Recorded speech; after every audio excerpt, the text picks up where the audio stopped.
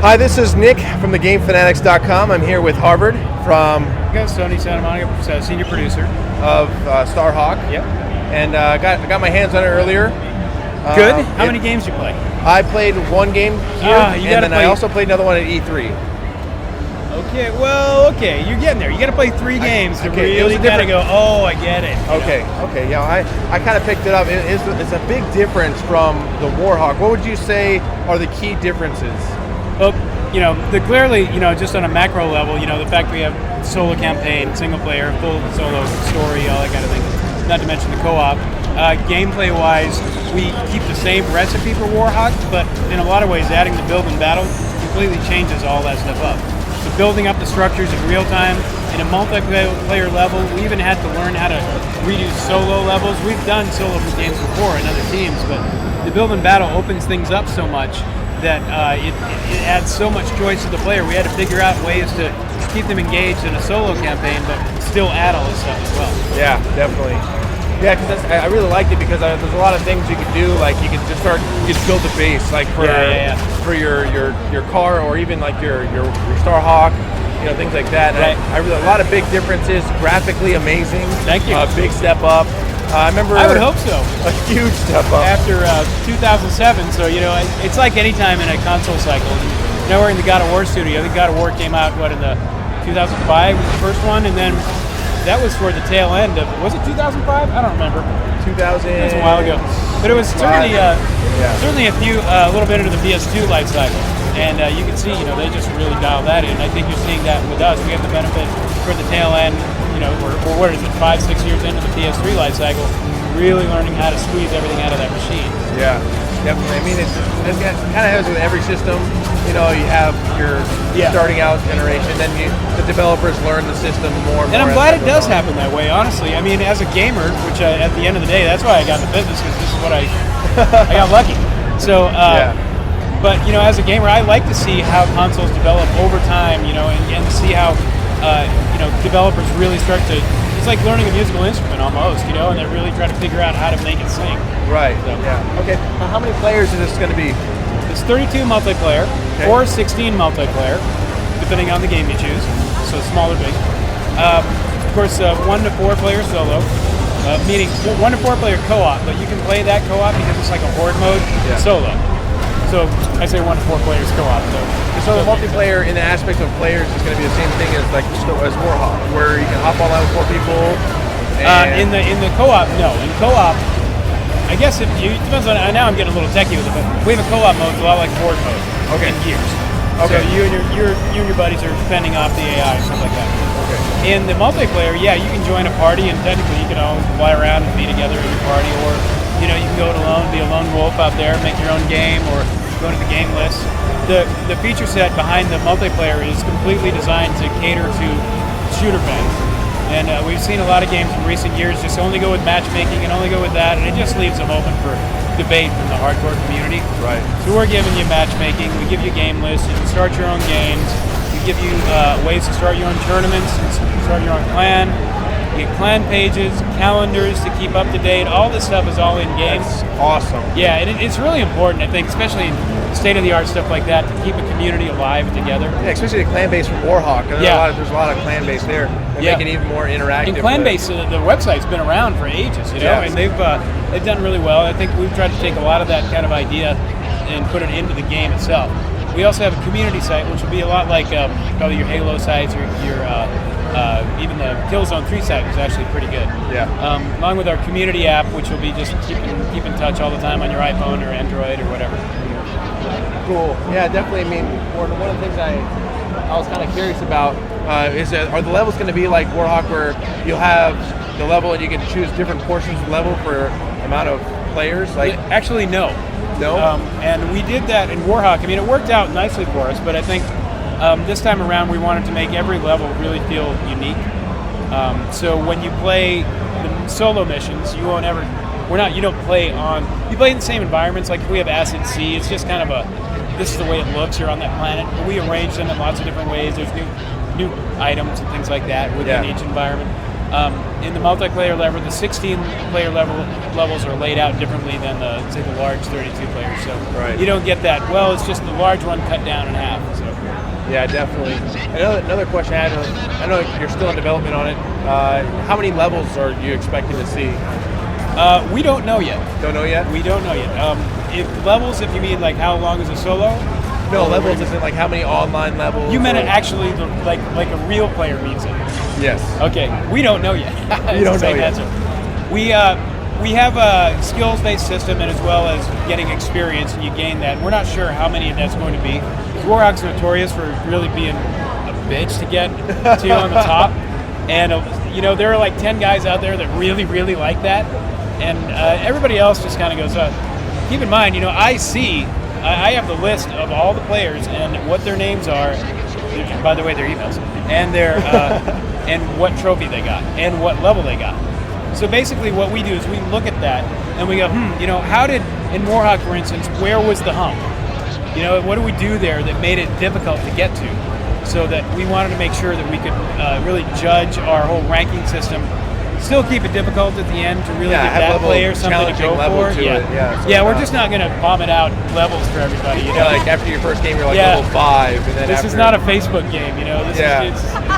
We want people to, we'll give stuff early on, but over time it's going to be, you got to stick it out to really enjoy it. Yeah. But it's not going to be as insane as Warhawk, because that was really insane. Yeah, it was really insane. Well, I think this one's a lot more action-packed than Warhawk. I mean, Warhawk had a lot going on, but it was like spread out, whereas this one's like really, it seems like the explosions are bigger, like everything. Yeah, everything is bigger, badder, better, I guess. It's the standard kind of thing.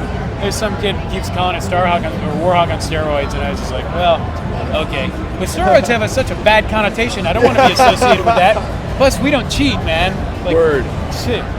So, I think that one of the things that we found, you bring up a couple of, there's a couple of insightful answers that I'll try to explain, but it's why the build and battle adjust things. Because in Warhawk, you would wind up on a map, and you would go, well, geez, I sure would like to have a tank, but there is no one. Okay, I got to screw around. I got to wait, and I wait, and I wait. And you may not get it. Now there's some other dude comes and takes it from you. So in ours, you want a tank? Well, if we had tanks, you make a building. So if you want a jetpack, you go boom. You put the jetpack down, press it, boom, off you go. You don't have to screw around with it. Exactly. I think that we learned a lot in terms of map making. One of the things we look at is what is the frequency of combat between players. And we can look at our games with a lot of our telemetry data and go, why is that guy there didn't have any interaction for ages? What was he doing? Was he hanging out at his base? Nobody was coming to his base, maybe. Or maybe he went off to the other side of the map to do something. So it's something we can look at to really make sure that we design the maps properly so that you don't feel like you're running forever. Right.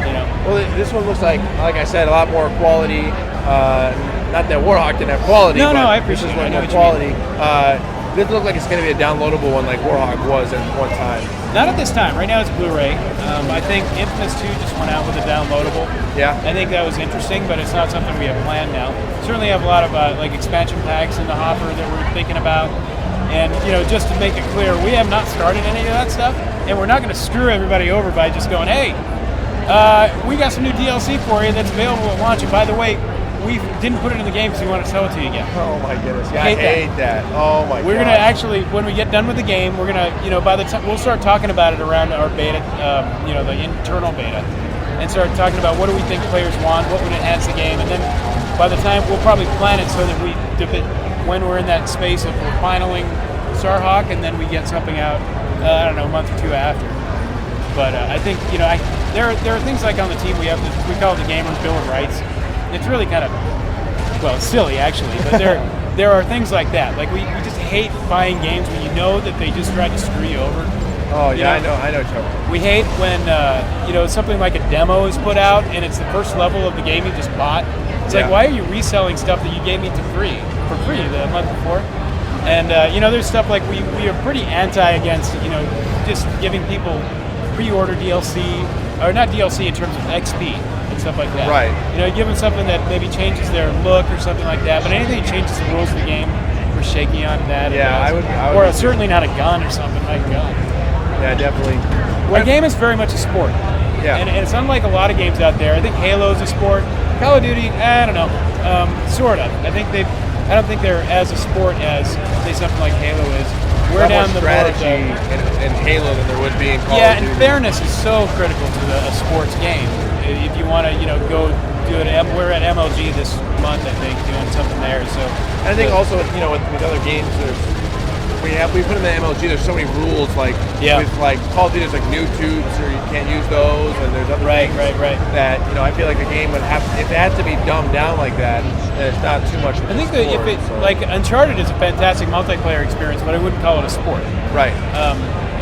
So I think that allows them to be much freer with the things they're able to give to their players. For us, we do consider ourselves a sport, so we're very anal about what we give people for, say, an expansion or anything that upsets the balance or rule play. Because once you, just like the steroids, once you start inserting steroids and cheating into the mix, then you you lose all credibility for the players. So. Great games would be like Halo or Resistance 3 is great. That's a really good sport game there. But yeah, definitely. So what quarter are we looking at? Possible release? We don't know. Don't know yet? No. Okay. No. Well, I have an idea. I can't tell anybody, but I mean, we clearly have targets in our head. But I think it's really critical to us and Lightbox as well, is because we have a reputation at Sony Santa Monica for really making good stuff. And Lightbox is starting out. People love Warhawk, and the worst thing that we can do is put out a big stinker. Exactly. And not even a stinker. I mean, we got to really knock it out of the park. And I think what we've done on the team is really try to. I mean, we've got multiplayer. We've had multiplayer going with everything. We've really kind of modeled ourselves after kind of the Blizzard mentality of creating games and stuff like that. In that they always stop engine work.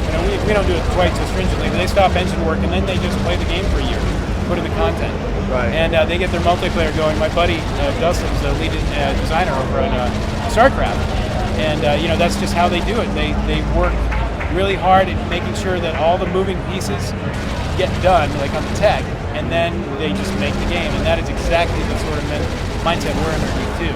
Right. And that makes it so it's true. It's not when it's done.